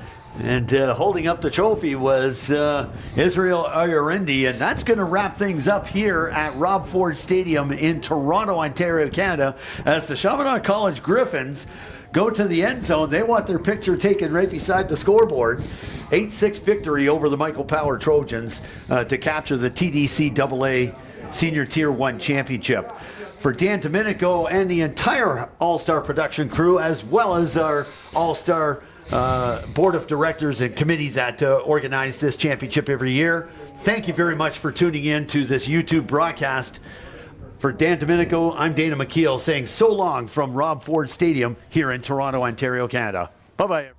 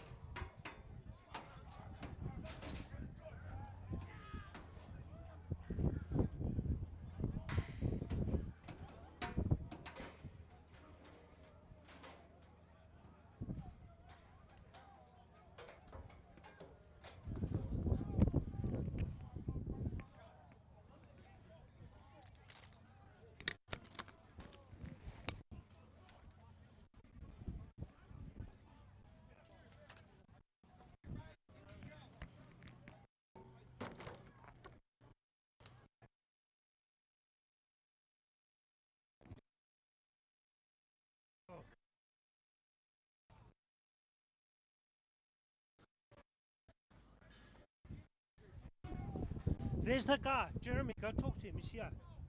Come.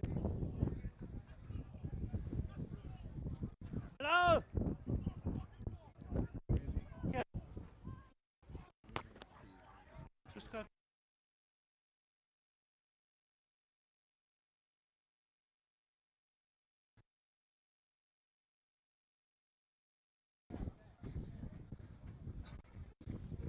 Careful, careful. Oh, Jesus.